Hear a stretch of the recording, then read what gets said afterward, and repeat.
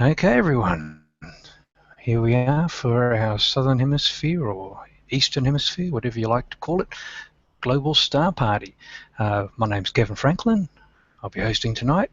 Dylan O'Donnell was meant to be with us, but he might be running a bit late. A few family duties, perhaps, but he might catch up with us later on.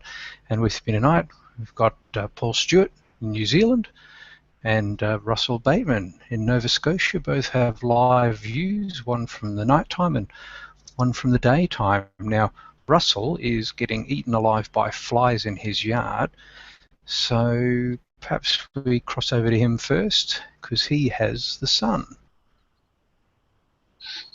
Paul, Hi, everyone. That. Good morning, Russell. So what are you going to show us this morning? I have active region 2553 up at the moment. 2553. So the sun seems to be going into a more relaxed phase lately. Yeah, it's been very quiet. Paul, you're our resident solar expert. Is it, I mean, with your hydrogen alpha filters and calcium filters, are you noticing that it's gone all quiet? And is that just now part of the cycle that we're going to start to see less and less activity over the next few years? That's what it's meant to be doing. If I could show an H-alpha view, it looks quite impressive today. Lots of filaments and prominences around. But of course I have an image today because the clouds won't let me. No, yes, I've had that same problem for quite a few days myself. So it looks like a fairly circumscribed little spot there you've got there, Russell. Yeah, there we go, nice magnified view. And so how are you going with processing these ones when you finally get them in the can? I run them through auto stackers. Pardon me? Yeah, they're coming up all right at the end. I run them through auto stackered and a little bit of registacks after that, and that's pretty much it. Just stack them, fix them, and pretty much all you have to do. Yeah. Capture about 2,000 frames. Process. It's a good time of day to do it. What temperature is it there at the moment? Getting warm or still a bit It's about cool? 18 degrees. So it never gets warm. It's about 18 degrees here. Yeah, actually it does. In August we get mid-30 temperatures. I've seen it. We were hotter than Yuma, Arizona.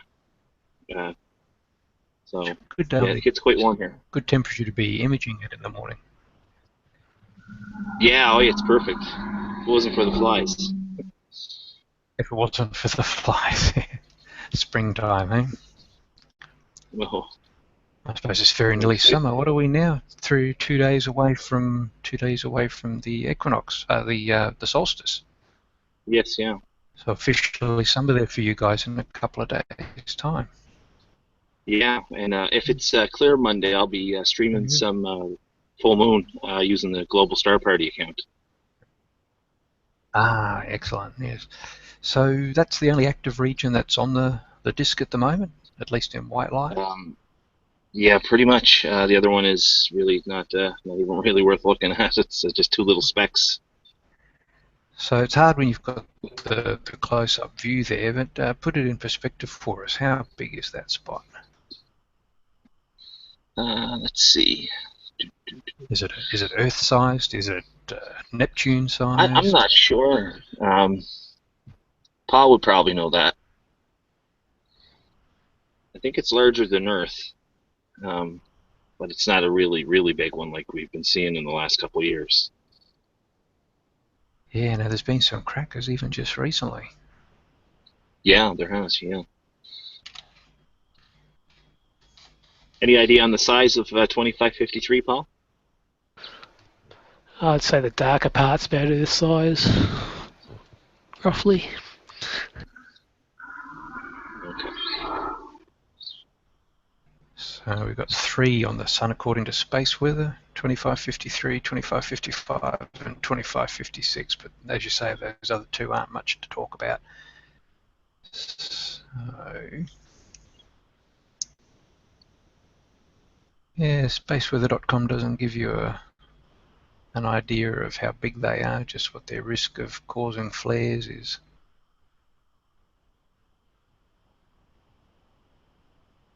Yeah, okay. So that's good. So that's just through a white light filter, isn't it? You got to have you set it up. Yeah, that's I have a 127 millimeter Smith Cassegrain telescope with a full aperture white light filter, and no filters on the other end, just the straight camera. Just straight through. Yeah, Just is that through. that sort of stuff you can buy, just a film you buy online, like the beta film, or is it something you I got this one especially? pre-made. Yeah, this one was pre-made by Leeuwenhoek, new company that's and out there.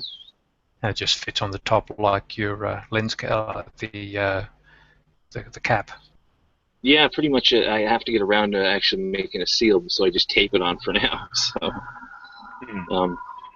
but yeah, no, it works great. It's a nice filter. I've had no issue with it. It's about 2 years old, so it's holding up well. Yeah, you know, watch out, get scratches in it and damage your camera, or worse, Yes. it's not suitable for eyepiece viewing, is it? This is just for camera. No, Got to be the one real I have careful is with your eyes. this one is a visual filter. Oh, that's okay. So you can stick the eyepiece on the end and have a look down. Yeah. That's a visual. Yeah, that's good.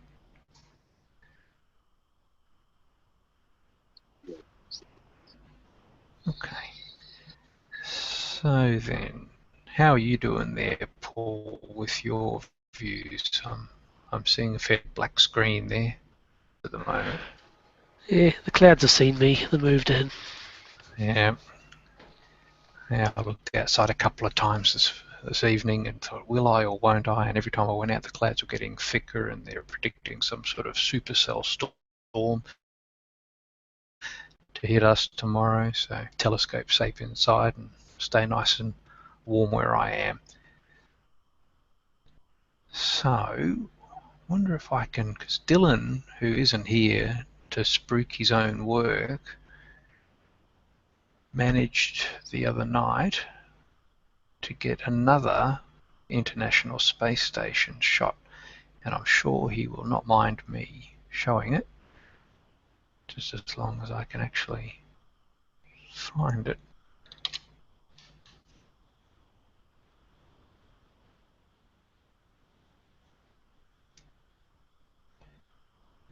Unless you can beat me to it. There we go. There it is. So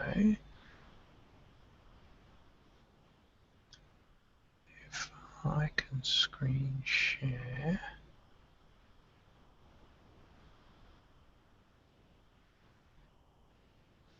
Whoa, that's not what I intended. So Paul, am I sharing that? You are. That is working.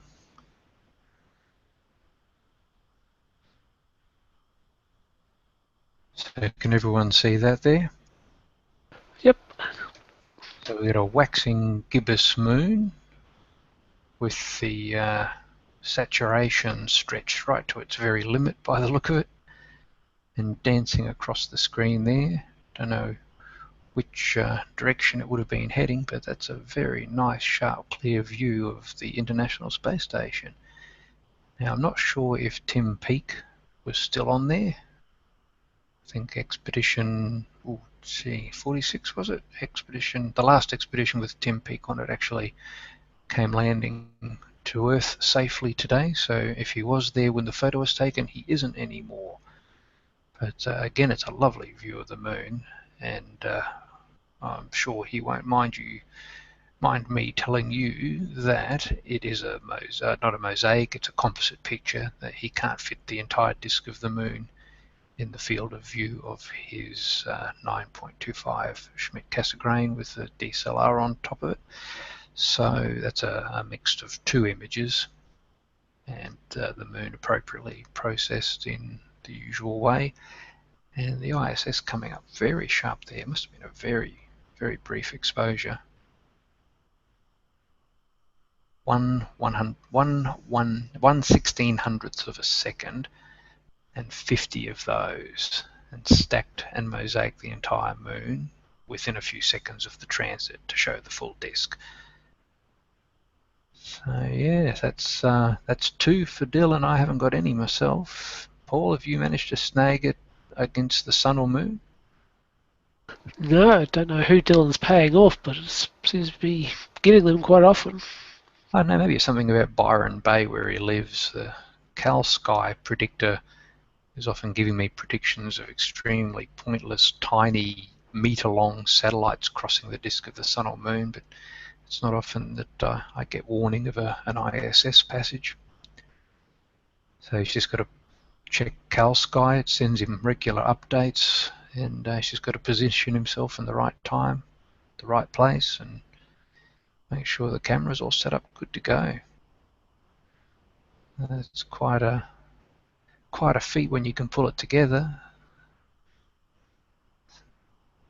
Another good bit of work there from Dylan.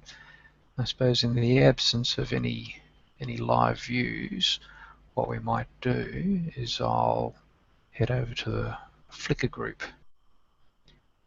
And looks like we're not the only ones who've had trouble with clouds. Stephen Rahn over in Georgia did manage to snag the conjunction between the waxing gibbous moon and Mars a night or two ago, and unfortunately very cloud affected, but he's made something pretty of that.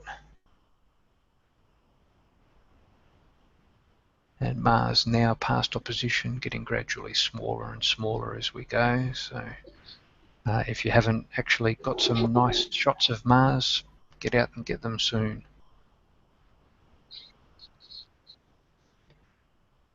Good. Yeah, gee, Sarah and Simon Fisher have been out photographing the moon as well. Nice sharp image there, yeah. Tico right at the bottom, at the middle, upside down from my point of view, but I think I can navigate my around the face there.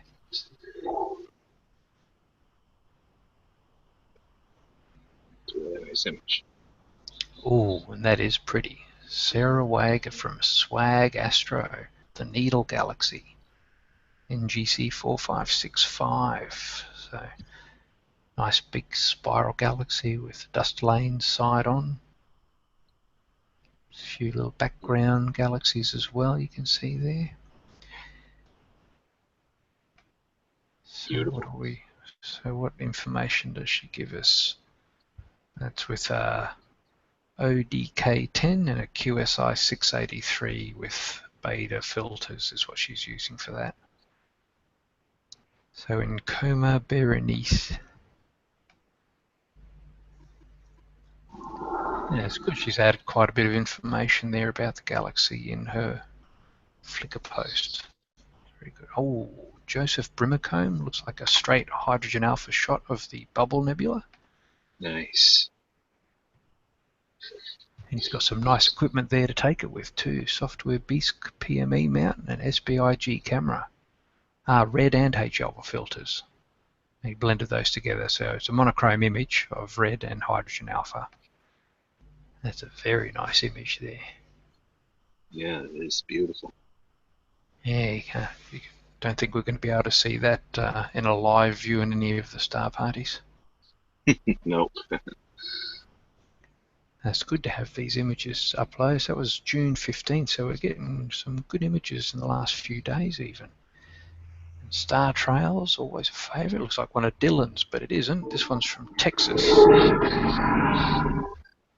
Because where we are, where Dylan and I live, we don't have a pole star, so seeing Polaris there in the middle of the Star Trails did give away that it wasn't from here. With a entry-level Nikon camera using a remote shutter control and a high ISO. Use Star Stacks. There's a couple of free software packages you can use to process star trails. Star Tracks is not a bad one at all. Certainly in this image it's come up nice.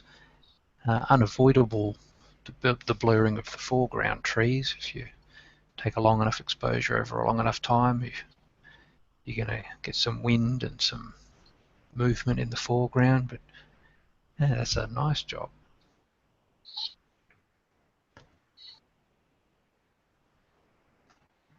Okay, who we got coming up next? NGC6811, which is an open cluster by the appearances, and there we go, a little factoid that is included there. It contains the first 2 exoplanets discovered by transit in an open cluster by the Kepler satellite, 66b and 67b, somewhere in that star cluster. And this is another one done with the DSLR. Nice. Oh, nice first quarter moon there by Devon Boggs. That's very sharp, very nice. You get a blow up view there. Oh, yeah. Yeah, that's super. Looking good. Again, my only criticism is that it's upside down. But that's fine. That's fine. We accept all kinds here. And again from Devon, just the close up along the terminator. Now this time of the moon phase is when we're looking for the X and the Y. So somewhere around here, he might have been a bit early for it. Now the lunar X and Y are just lucky shot shadows that you see just right along the terminator. Somewhere in this region will be the X. Sorry, not the Y. The V is what I'm referring to, the V. But I think he might have just got in a bit early for it, for this shot. A little bit. It's got to be right on first quarter moon, and he's just a little bit on the crescent side of first quarter by the look of that. Now we've got Jupiter and some moons there. The image stretched right out to. It's not nice when Jupiter's moons are all out on one side of the moon, stretched out like that. From innermost to outer, they are Europa, Io, Ganymede, and Callisto right out there. I don't know, Russell, I find Callisto the hardest one to catch. And the other 3 seem to come up so bright, but Callisto is just so dark and difficult to include. It always seems to get left out in the processing. At least when I do it. So that's the native resolution, so there's no blowing up there, no. So okay, Devon's tried his hand at Mars. Finally, we've got someone who's had a go at Mars here. He's getting some nice detail there. So that was on June 12th. So that was shortly after opposition. So what's he using? A C8 edge, 2 times Barlow, and a QH5L2 with an IR filter. So a little trick I like to do when I'm processing the planets is to actually take the raw stacked image and then blow it up to 200% before I start processing it. And then when I'm finished, bring it back down again, and I think I get a little bit more detail when I process it that way, because you end up processing a lot of the detail out of it if you keep it at native resolution. You got any tricks, Paul, that you use for that? No, I normally just drizzle it to 1.5 times and go for it. You use drizzle in the stacking. Yes, and auto stacker it. Yeah. I've tried to avoid using the drizzle function there, and you just set it to 1.5. Yeah, 3 is just a bit much. 1.5 seems to work okay. And that's for all your planetary imaging, or just specifically for the small targets like Mars? Oh, yeah, most of them I do that. Yeah, okay. So might be something I have to experiment with. It's one of the buttons in AutoStacker that I've tended to leave alone. So we got, oh, here we go. Devon Boggs has been busy. And here he is with Saturn. Nice Saturn. Yeah. Yeah, good Cassini division there. And this is all with the same equipment. So yeah, the QHY5L2 C8 Edge.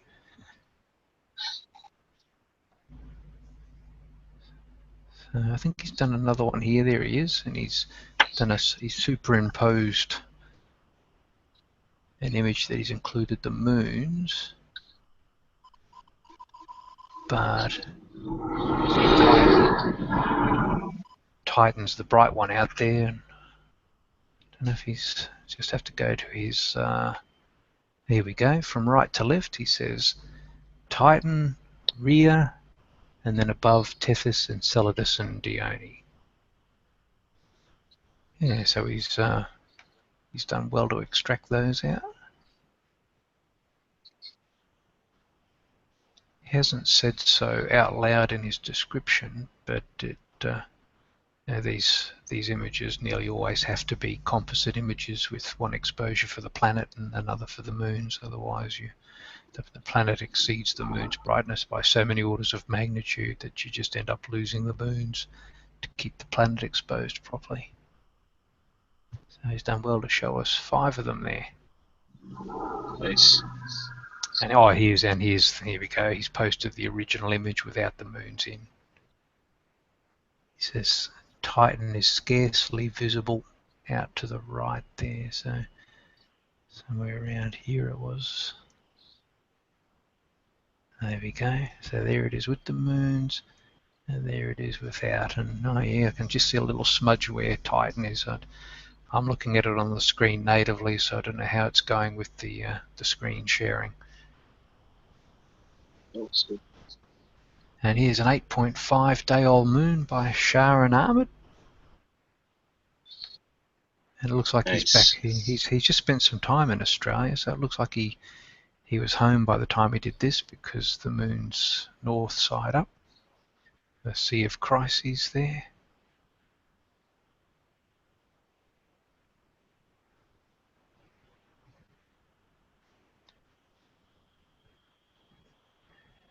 And again, always like that feature.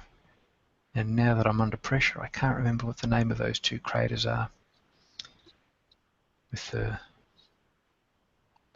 contrail after them.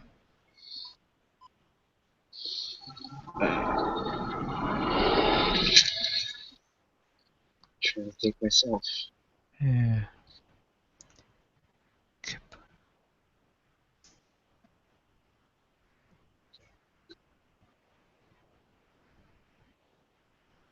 Just quickly reach for the cheat sheet. And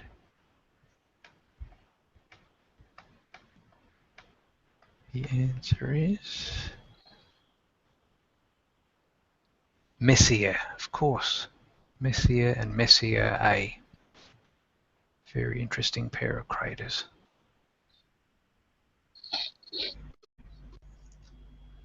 So, ooh, some dark shadows at the South Pole there. It's nice. Yeah, it looks like he's got all these on the same night. And again, the Alpine Valley.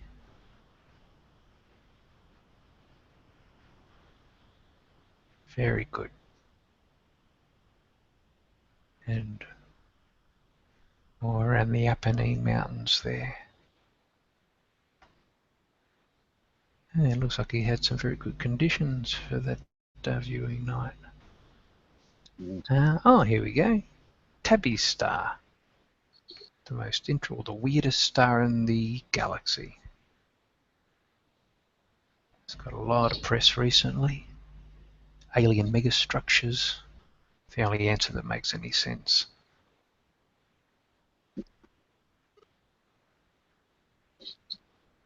So good on them for making their Dyson sphere.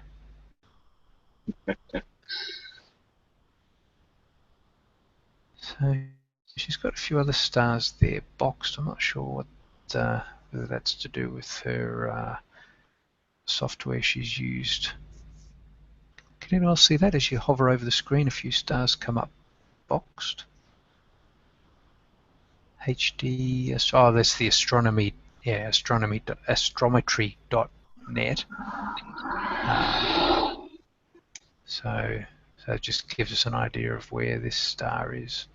But we know it's in the Kepler field because it was the Kepler mission that discovered this star, and it's very weird light pattern. Where's the flux? Is the current meme. So what else have people been up to? NGC 4565 again.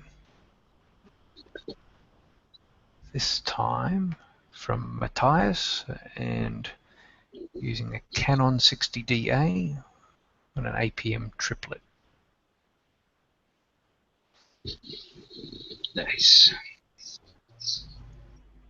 Yeah, I'd love to do more deep sky stuff.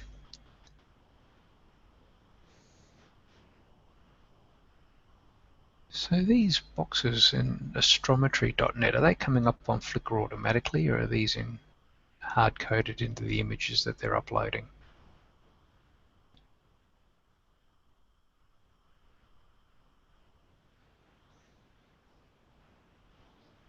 That's a good question. I'm not sure. I've never seen that before. Yeah, I just noticed it tonight for the first time. Yeah. So you just hover over and it's telling you NGC 4562, the brighter stars that are catalogued. That's handy. Yeah, well, it makes life easier when you're trying to describe what we're seeing. And there's Sharon again. Nice wall there, the straight wall showing it up nicely. Yeah, looking good.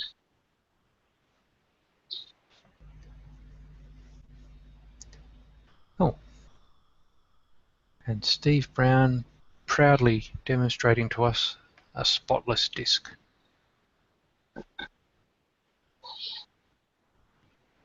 Through a white filter on the 6th of June with not a single sunspot in sight. I guess that's what we're looking forward to a bit more of in the few years to come. Now Remus Romulus, another shot at Mars here. Now he's had a fair poke at that with a Skywatcher 150. Yeah, that is nice. That's not bad. He hasn't mentioned any Barlow lenses or such. So he's done well there. So what's the Schiaparelli crater right about the middle of the screen there?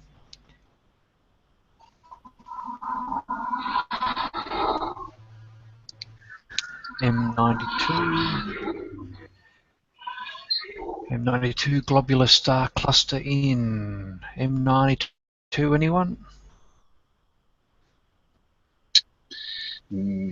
Oh, it's still area though. Just a second. M92.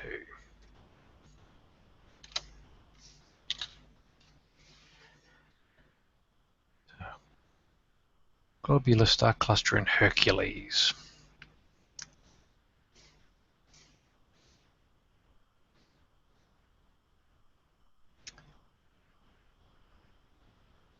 And here, Joseph Brimacombe has brought us a supernova. Now it says probable supernova. I'm not sure if any of the three of us keep a close enough eye on these things to know whether that supernova was subsequently confirmed.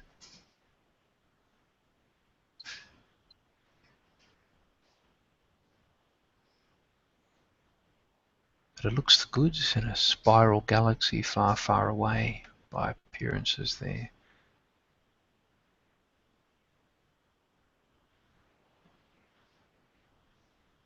So it looks like if you tag astrometry group in Flickr, it'll automatically annotate your images for you. Oh, that's awesome. It's a handy thing for the deep sky work for sure.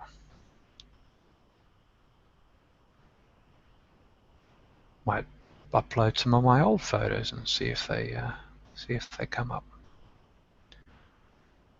There's Stephen Ryan, daytime moon. Or if it isn't a daytime moon, he's done something really weird with his background.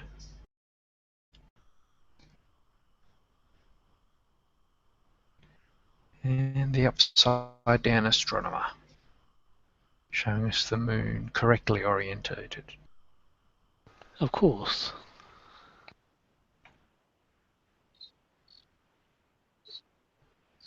There's William Optics FL132. So you did dust off the LX200, didn't you, for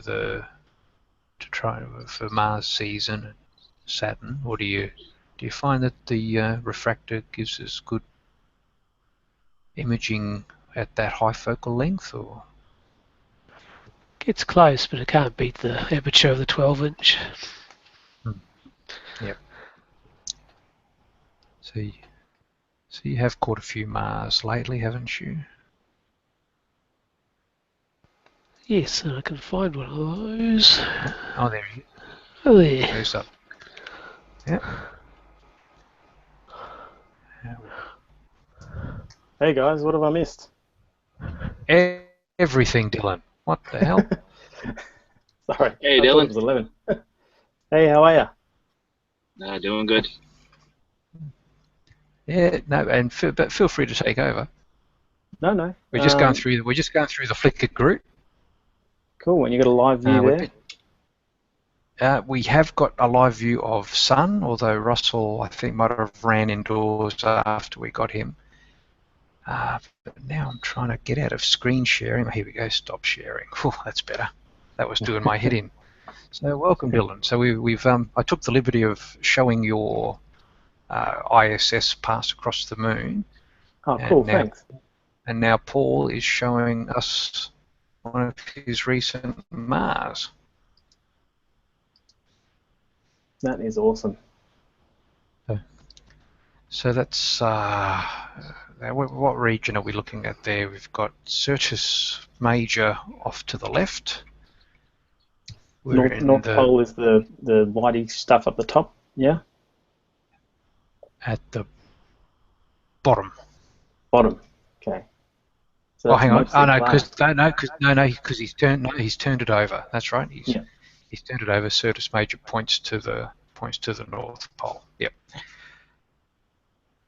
And so Elysium Mons is in that frame somewhere, probably where that white cloud is. And for the trivia buffs, along the bottom, where there's two little outpokings, from the dark region at the bottom, just off to the right, the two little pokings out. The one on the right, which has a little bulb on the end of it, that is where the Curiosity rover is. All right. That's Gale Crater right there.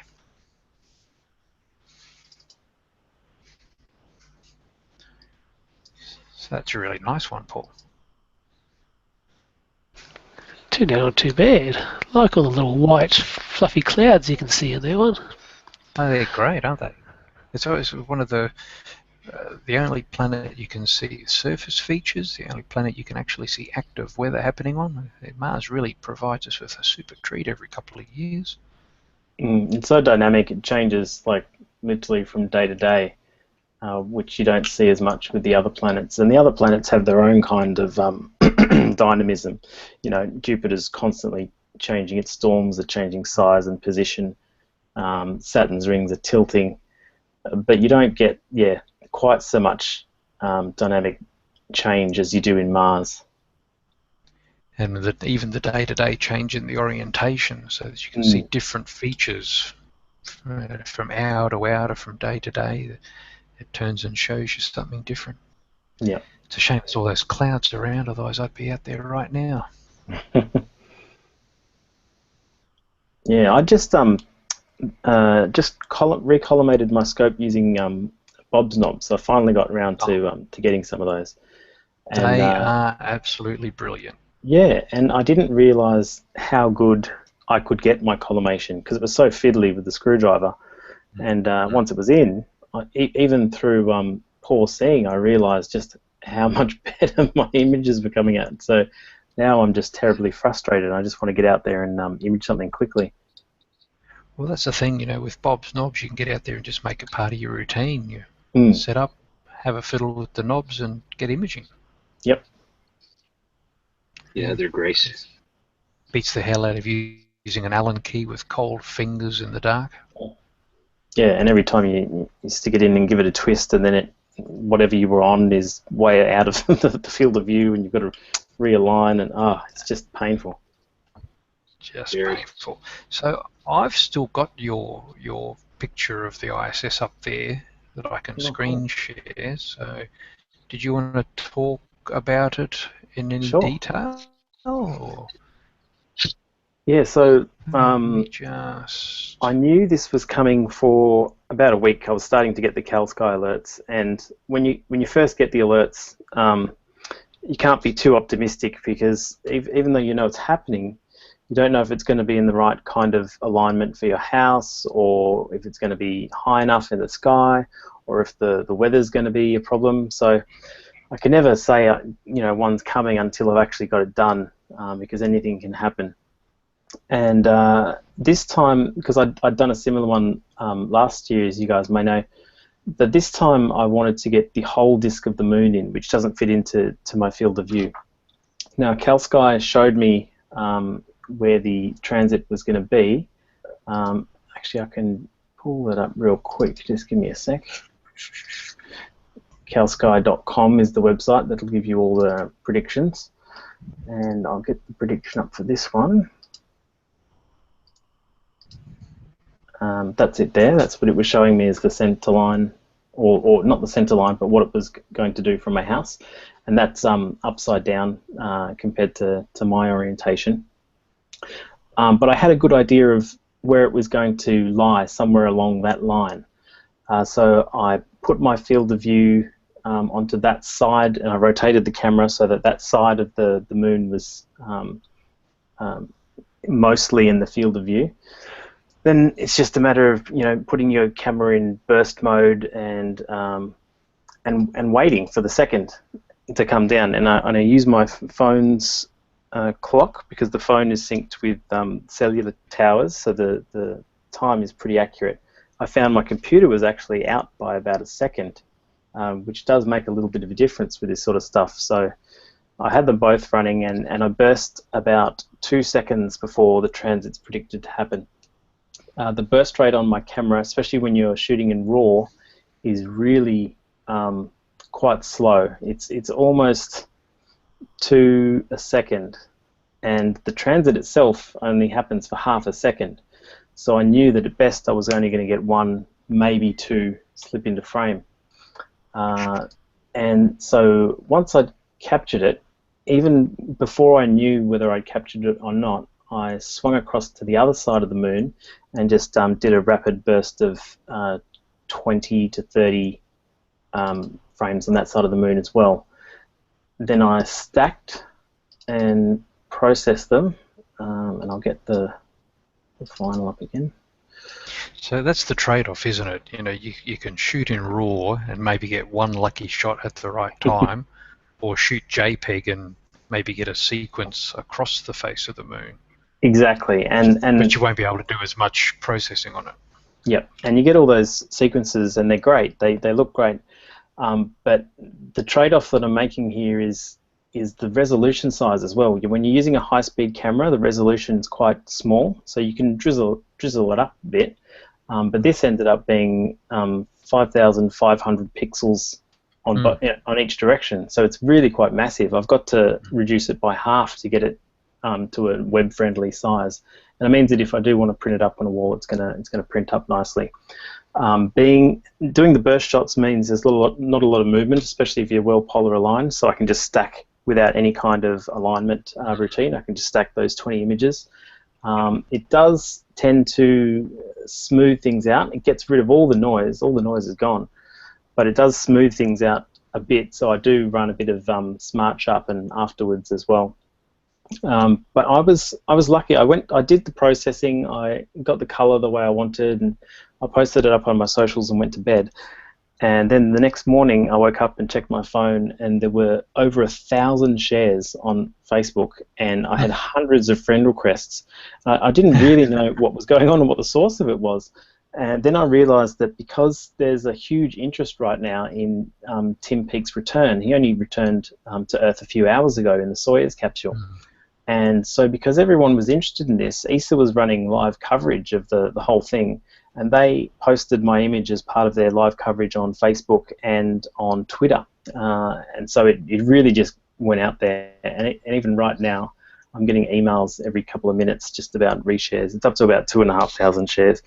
I just can't believe it. It's really gone out there. But I'm really happy with the image as well. I think it turned out nicely. So was he or was he not still on board when you took the shot?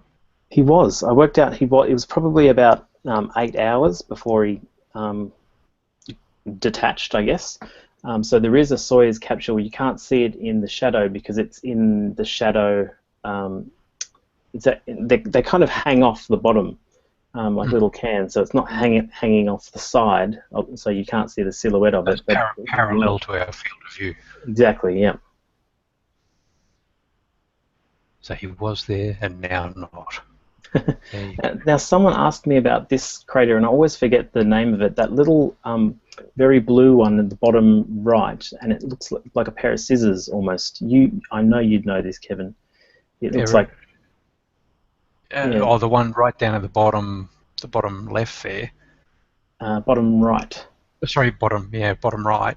So that's one of my favourites. That one, I love imaging that region around Aristarchus, but it's not for the crater itself, but for the linear features that are around there. There's like a river. What's they call the Schroter's Valley, which is really it's a if you. Yeah, that's it. Yeah, zoom in, and just to the right there, you've got Aristarchus. Herodotus is the shallower crater immediately to the right, and then you've got the Schroter's Valley there. Yeah, it's a really bizarre-looking formation. Yeah, give me just a moment, and I will get up. Because one that I did just very recently, and I haven't actually bothered posting, of that region in close-up, just to give people an idea of why I would be so fascinated with that particular crater and its surroundings. There we go. Now, if I just screen share that. There we go. Okay, so I'm screen sharing that, whoever's in control. Yeah, that's it. So there's the close-up. So there's Aristarchus crater, Herodotus crater over just above it to the left. And then the Schroter's Valley sort of winds its way around. And you can see another in sort of two directions there. And you can almost see the fan of whatever caused Aristarchus to happen. You can sort of see it fanning out away from the crater there. Yeah, and it's turned out quite bright even in your mono image. In my one, it just sort of shines compared to the other ones. Well, it's one of the sacrifices you have to make. It's such a bright crater that if you expose the moon to keep that crater under control, you end up with a very dark moon. Yeah. So you just got to accept that one's going to be off the scale. It's going to hit 255 in all your colours, and just hope that people don't notice so much.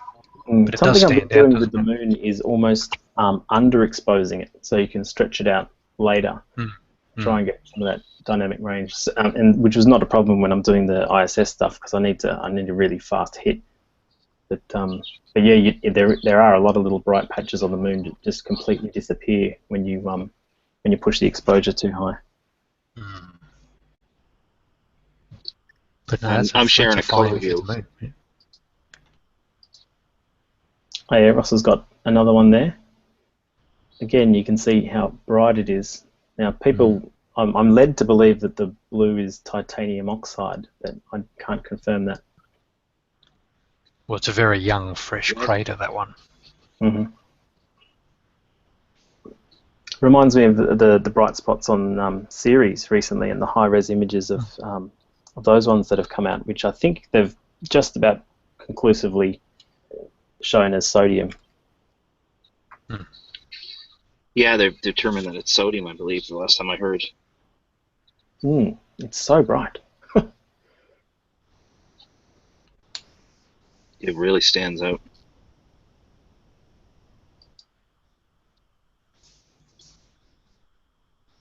Clouds again, Paul. Of course.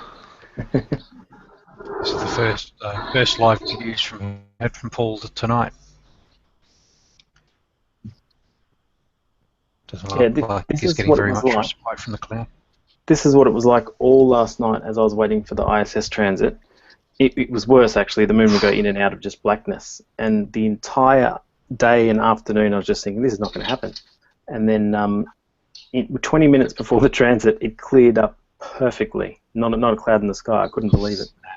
And now it's back to just wall-to-wall cloud again. You know, you want to make sure your telescope's safe and sound indoors, what they are predicting to come tomorrow. Yeah, observatory's all tarped up tonight. How waterproof is the dome? During the historic floods and coastal erosion that happened last week or the week before, it did pretty well. Even without the tarp, it just sprung a couple of leaks in the corners where the seams of the shells meet, and that only drips a little onto the side. And the only casualty was one keyboard I had under there, just a Bluetooth keyboard. And that's gone to buggery. But everything generally in the observatory is in the middle. You know, the telescope and the cameras and everything's in the middle of the room, so that's all perfectly safe. The real danger was everything was quite damp. The ground's quite damp, and everything's really humid. And as it dries out, you want to make sure that your gear doesn't oxidize or anything like that. So I had the dehumidifier running in there, and damp-rid capsules and all sorts of stuff to try and dry it out quick. Yeah, it'd be humid. So, it looks like we've lost Paul. Yep. Well, not Paul, but the moon. Yeah. How's your new telescope construction project going, Paul? Yeah, I spent most of the day welding today. We're getting there slowly. Oh, good.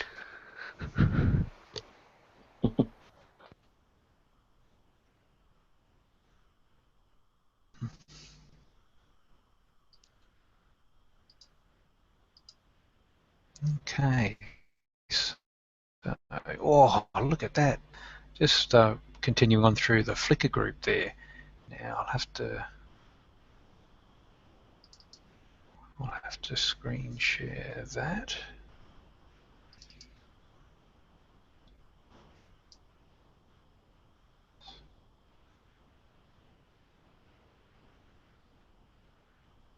Oh, what have I done? So screen share that.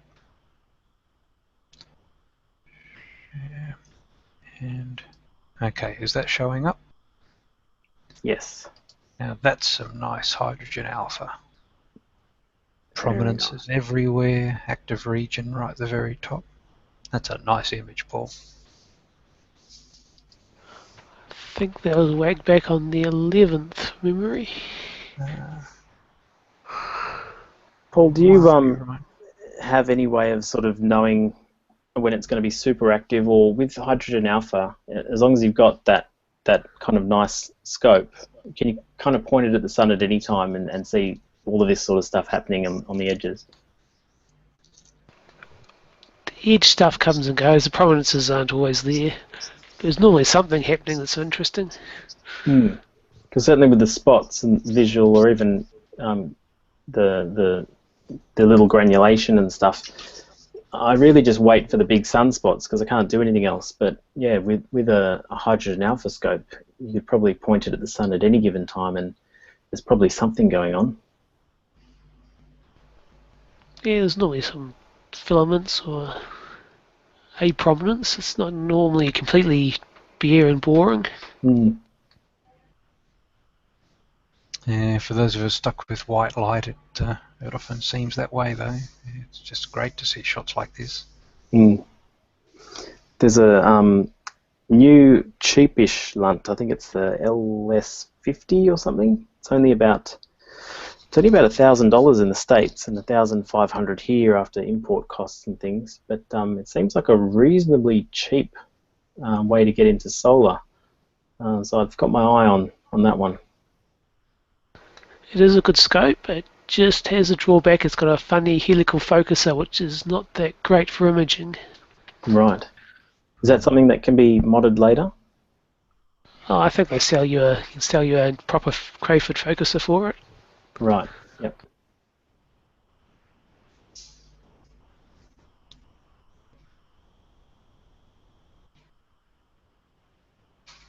And that looks like the full sun view of the same. What we've just seen the close-up of, that's the full disk view. So as you can see, yeah, lots of filaments all over the place.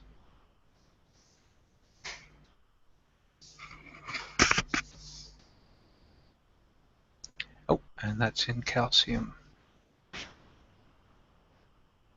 So the active regions really do stand out in calcium, that crackling appearance. Mm. Do you ever get prominences in Cal-K, Paul? Yeah, they're normally quite faint, so they take a little bit of effort to bring out. Right. So which part of the photosphere does the calcium come from? Which layer is that we're looking at? Is it the same as the white light? Calcium is the photosphere. I can't remember what white light is. Hydrogen alpha is the chromosphere. So it's just the calcium images tend to correlate better with the white light images that I'm used to seeing. So the hydrogen gives you a lot of extra detail from the upper part of the atmosphere there, which is why it looks so spectacular. I suppose why you see more detail in that than you do when there isn't as much sunspot activity. You still get plenty of the other chromospheric activity. Mm. Oh, and Joseph Brimacombe, our supernova hunter, who is showing us another. Or is it the same one? No, different supernova.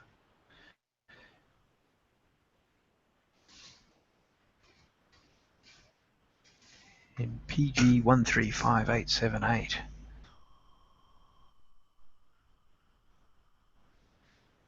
In Ophiuchus. A nice thing to do supernova hunting one day, I think, when I run out of nice colourful things to take photos of. It'd be nice to... Like asteroid hunting. Yeah, set up those, do a survey where you've got the sort of the shots that are the normal, and then blink them out with a series of automated shots each night. It'd be a lot of data to go through, but it'd be a great way to use an observatory. So now you've got the right setup, you can set sort of all sorts of research projects for yourself. Or we could crowdsource some projects for you if you like. Sure, there's lots of people out there with ideas of what they'd like you to do with that telescope. In the nicest possible way, of course. Now, so more supernovas. Well, they say every galaxy has 500 of them a year or something ridiculous like that. And we are long overdue for one on our side of the Milky Way. Yeah. Now, what have we got here? Jupiter, Saturn, and Mars.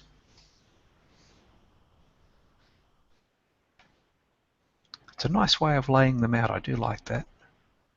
So with the Skywatcher 150 and a 3 times Barlow. Now, I don't know where he's imaging from.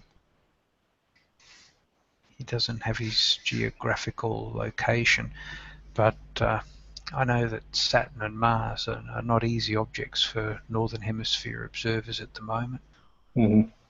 So I think anyone who's posting anything of Saturn and Mars at the moment is doing pretty well. If if they're in the States or Europe.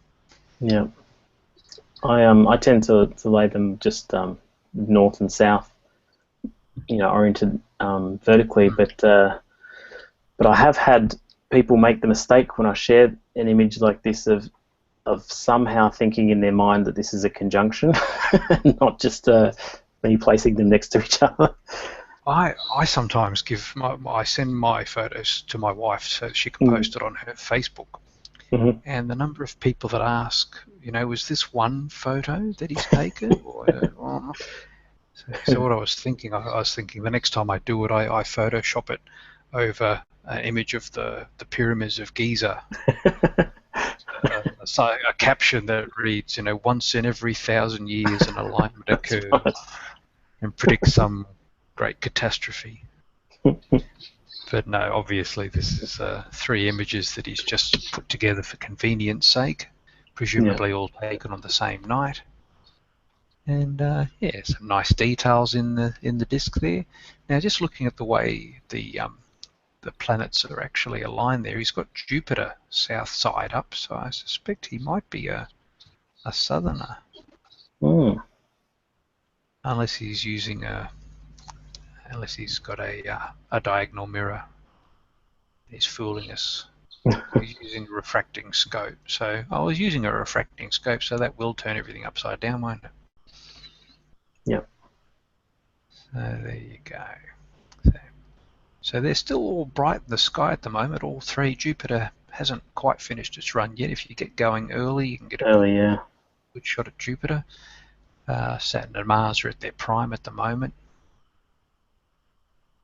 But the clock is ticking on any good imaging of Mars. Yeah, and Saturn's already reached opposition, but it's still, at least for us, it's not that high in the sky early in the evening. So I'm sort of still waiting for it to get just a touch higher before I image it. Well, that's the thing. Saturn is not going to change much in size from season to season. It's going to be just about the same size at inferior conjunction as it is in superior, or at opposition. So Mars is the real problem. I've had a look. I got invited out to a Scouts function in September, and Mars is still in a good position in the evening sky, but it's down to less than 10 arc seconds across by then. And I don't think the little guys are going to be able to see much through the eyepiece that's of any value to them. Yeah. Yeah.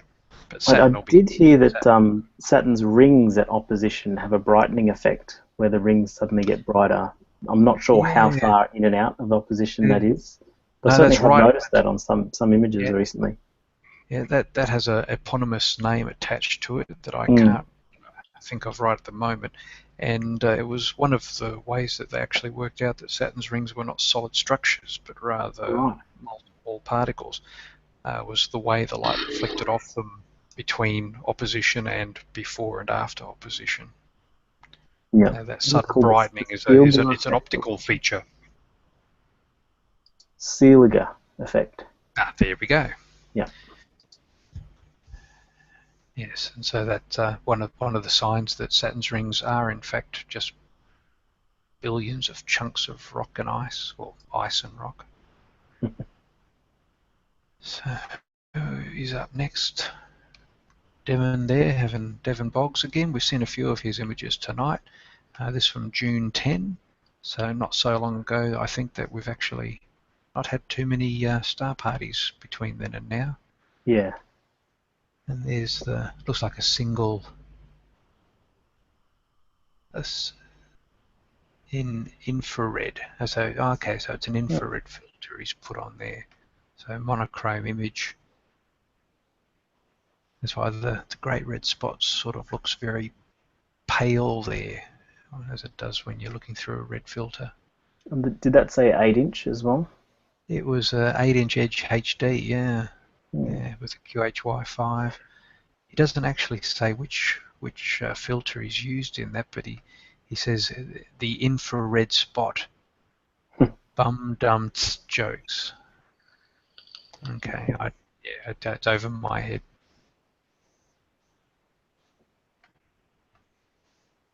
and there's a moon. He's captured one of the Galilean moons up in the top right corner. That's why Jupiter's positioned down where it is.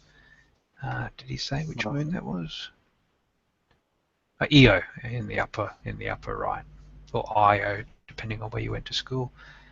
And Dave Wolstein doing an astro selfie, sitting in what looks like a very uncomfortable seat next to his Newtonian. Oh no, that's a refractor. He's looking through the finder scope by the look of it. But nice Milky Way in the background there.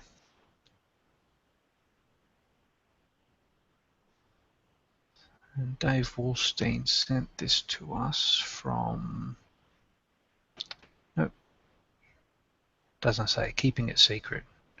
He's got his favourite spot for photography and he's keeping it to himself. Now, Ralph Smythe has sent through Mars.